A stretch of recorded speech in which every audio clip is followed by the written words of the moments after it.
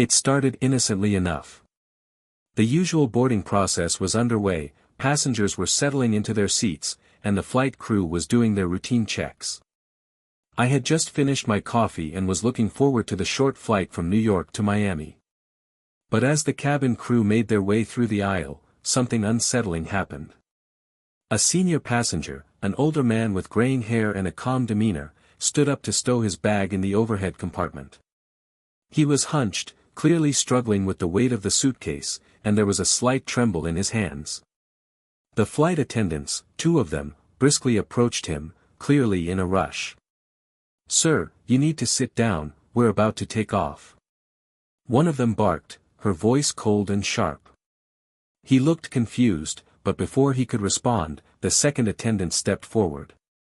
Without warning, they began pulling his suitcase away from him, gripping his arm too roughly. The man winced, his face twisting in discomfort. I watched in disbelief as the attendants didn't ease up. They handled him like a rag doll, pushing him back into his seat without a word of apology. It wasn't just a little mistake, it was a clear act of disrespect. I could see the older man's face flush red, a mixture of anger and embarrassment. He quietly folded his hands in his lap, and the attendants went about their business, seemingly unaware of how they just treated him. But this wasn't the end of the story. It was just the beginning.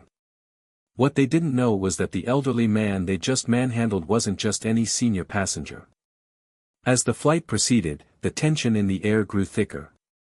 Passengers were settling in, some reading, others lost in their own thoughts, but there was a noticeable undercurrent of discomfort.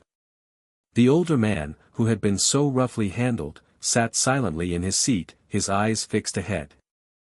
It was as if he had completely shut himself off from the rest of the cabin, but the subtle tension in his posture told me he wasn't going to forget what had just happened. Meanwhile, the flight attendants continued their rounds, checking seat belts and ensuring everything was in place. The 2 who had confronted the man earlier seemed oblivious to their actions, laughing and chatting as if they hadn't just crossed a line. I couldn't shake the feeling that something was off.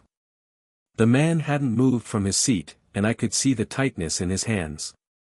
His knuckles were white, gripping the armrests, his lips pressed into a thin line. Then, the captain's voice came over the intercom, signaling that we were halfway through the flight. But it was what happened right after that made everything go from uncomfortable to shocking. A few minutes later, the elderly man stood up. This time, there was no hesitation, no confusion in his movements. His steps were measured and purposeful as he walked to the front of the cabin. I thought perhaps he was going to the restroom or simply stretching his legs, but I quickly realized this wasn't a casual walk. He was heading straight for the flight attendants. The 2 of them were still talking, completely unaware of what was about to unfold. Without a word, he reached the front and stood there for a moment. The crew turned, their expressions frozen in surprise. There was an unusual calmness about him, an air of quiet authority. And then, without any warning, he spoke. The entire cabin seemed to hold its breath. The elderly man stood there, his back straight, his gaze unwavering. He was no longer the frail, confused passenger they had dismissed moments ago. In fact, he seemed like someone completely different, a man who had seen too much, perhaps, and wasn't afraid to speak up when necessary. "Excuse me," he said, his voice clear and commanding. "I need to speak with your manager, immediately." The 2 flight attendants exchanged nervous glances. One of them took a step forward, as if to say something, but he cut her off. "I don't care about your apologies," he continued, his voice low but firm.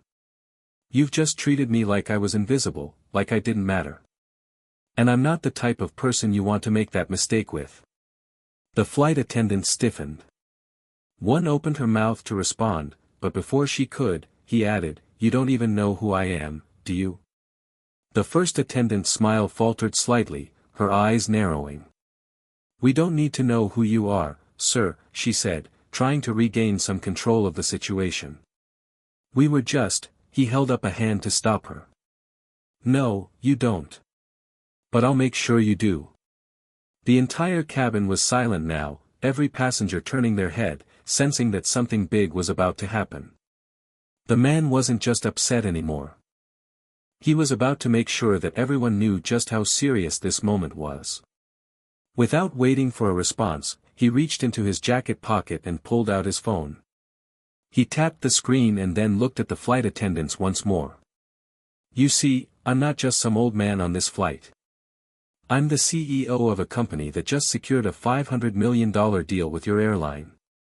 And I guarantee, after this incident, you won't be seeing any of that money." The color drained from their faces. The two attendants exchanged frantic glances, but before either of them could speak, the older man turned and walked toward the back of the plane.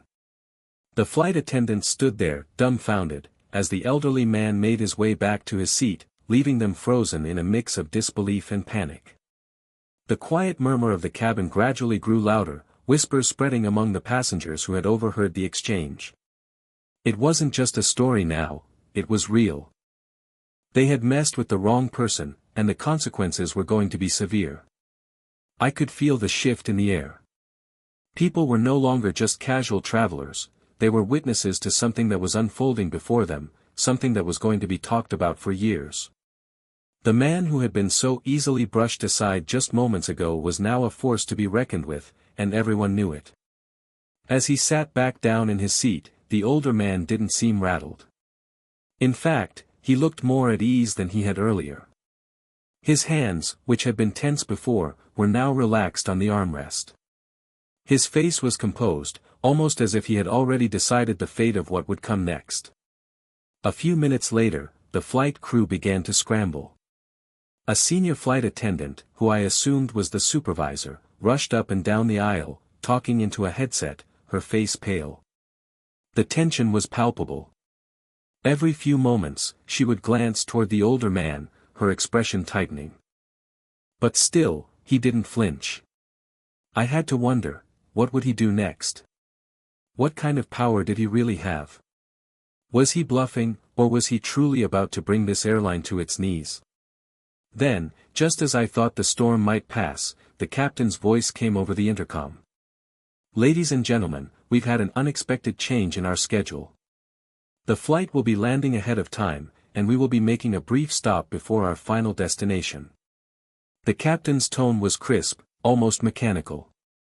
It felt like a signal, an attempt to regain control of the situation. But it was too late. The damage had already been done. The man didn't just sit back and relax, he had already made his decision, and the airline was about to pay the price. As the flight continued its descent, the tension didn't subside. In fact, it seemed to grow thicker with each passing minute. Passengers were no longer just idle observers, they were part of an unfolding drama.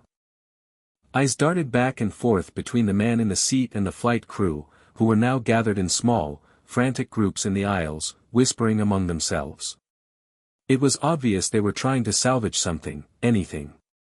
They didn't know exactly who this man was, but his calm demeanor and the weight of his words were clearly making an impact. There was something unsettling about how much power he seemed to wield with just a few sentences. I overheard a passenger nearby, clearly unaware of the situation, mutter, "Maybe it's all a prank. Or maybe he's just some old guy who wants attention." But the moment the flight attendant supervisor made her way to the front, I realized it was no prank. She was on the phone now, speaking with someone in hushed tones. Her voice was shaky, and I could see her glancing nervously toward the elderly man, who was still sitting quietly, hands folded in his lap, eyes closed as if in deep thought. Minutes later, just as we were approaching the airport, the older man stood up again, this time more deliberately, as if he had been waiting for the right moment. The flight attendants froze. "Thank you for your patience," he said, loud enough for most of the cabin to hear. "I'll be getting off this flight at the next stop, but before I do, I'd like to make one thing very clear." Everyone held their breath. "This airline," he continued, his voice calm but unmistakably firm, "is about to lose a multi-million-dollar deal. And believe me, this wasn't a mistake you'll be able to fix with an apology." The supervisor, who had been standing near the front, now looked like she was about to faint. She quickly approached the older man, her hands wringing together in an attempt to placate him. "Sir, please, we understand. We'll make sure this doesn't affect anything." "You have our word," he interrupted her with a slight raise of his hand. "I've already made my decision. This isn't just about me. It's about how your crew treats people. You should never underestimate the people you're serving, especially those who can actually make or break your business." With that, he turned and walked toward the exit door, the crew following behind him at a safe distance, no longer in charge of the situation. I watched as the elderly man was escorted off the plane, his departure marked by a profound silence. As the door closed behind him, a collective exhale echoed through the cabin. No one spoke, but the energy in the air had shifted. We all knew something major had just occurred. The flight staff may have thought they were in control, but they'd underestimated who they were dealing with. The plane landed with a thud, the wheels skimming over the tarmac as it pulled into the gate. The mood among the passengers was strange, almost surreal. Some were still processing what had just happened, while others exchanged quiet murmurs about the elderly man who had taken charge and walked away. It was a story that didn't feel real but somehow had unfolded right in front of us. Everyone had witnessed it, and everyone knew it would be something we'd talk about for a long time. As we disembarked, I couldn't help but notice how the flight attendants were walking with their heads down, avoiding eye contact with passengers. The supervisor, who had earlier been speaking on the phone, looked visibly shaken. Her face was pale, and she seemed to be trying to keep her composure as she greeted passengers with a forced smile. But there was no hiding the fact that this was no ordinary flight. I followed the crowd into the airport terminal, where I could hear the faint chatter of people discussing the strange encounter. Some were speculating about the elderly man's identity, others about the potential fallout from what had just happened. No one was quite sure what had transpired, but one thing was certain: the airline had just lost more than a passenger, they had lost something far more valuable. Later that evening, I received an email alert that the airline had issued a statement. It was a standard apology, a vague expression of regret over the incident, but it was clear that this wasn't going to end with a simple public relations fix. The man's words echoed in my mind: "You should never underestimate the people you're serving." In the coming days, news outlets picked up the story. Headlines like "Airline CEO fires flight crew after mistreatment of elderly passenger" began to appear. It turns out that the man was no ordinary passenger at all, he was indeed the CEO of a major international corporation. His company had just secured an exclusive deal with the airline worth over $500 million, and in an instant, it was gone. But the real shock came when it was revealed that the CEO didn't just pull the deal. He had also quietly bought a stake in a competing airline, one that had been vying for the same deal. The public backlash against the airline grew by the day, with customers demanding accountability, and competitors offering incentives to those who had been loyal to the now disgraced airline. I couldn't help but feel a sense of awe. The man hadn't just fired them, he had destroyed them. In the span of a few moments, a lifetime of hard work and connections had crumbled, all because of one act of disrespect. As for the flight attendants, they were quietly removed from their positions, one by one. The airline, once a symbol of prestige, had been forever tainted by the arrogance of its own staff. In the weeks that followed, the fallout from the incident only grew more dramatic. News outlets ran stories about the now infamous flight, and social media erupted with opinions from all corners of the globe. People were furious, not just about the mistreatment of the elderly man but about the arrogance and entitlement displayed by the flight staff. There were calls for reform within the airline industry, and a growing wave of support for passengers who felt they had been treated unfairly. For the airline, things only worsened. The CEO of the competitor airline that had swooped in to secure the $500 million deal made a public statement, welcoming the elderly man aboard, almost mocking the fallen airline in the process. The comments flooded in from both loyal and new customers, and it became clear that the airline had lost far more than just a corporate deal. They had lost the trust of their passengers. But the man who had set it all in motion remained an enigma. Though his name was quickly made public, he disappeared from the spotlight just as quietly as he had arrived. No interviews, no appearances, he was a ghost. Some people speculated that he had only intended to teach a lesson, a sharp reminder to corporations about the value of respect and humility. Others thought he was simply a ruthless businessman who had seized an opportunity to further his own interests. One thing was for sure, no one would ever forget how a single act of mistreatment had brought down an empire. Meanwhile, in the depths of the airline's corporate offices, executives scrambled to repair the damage. Emergency meetings were called, public relations teams worked around the clock, and plans were made to attempt to salvage what little reputation they had left. But deep down, everyone knew that the public had seen what had truly happened. They had witnessed an injustice, and no amount of damage control could erase that image of the elderly man, standing tall and resolute, as the flight attendants scrambled in vain. The airline stock plummeted in the days that followed, and the entire industry began to take note.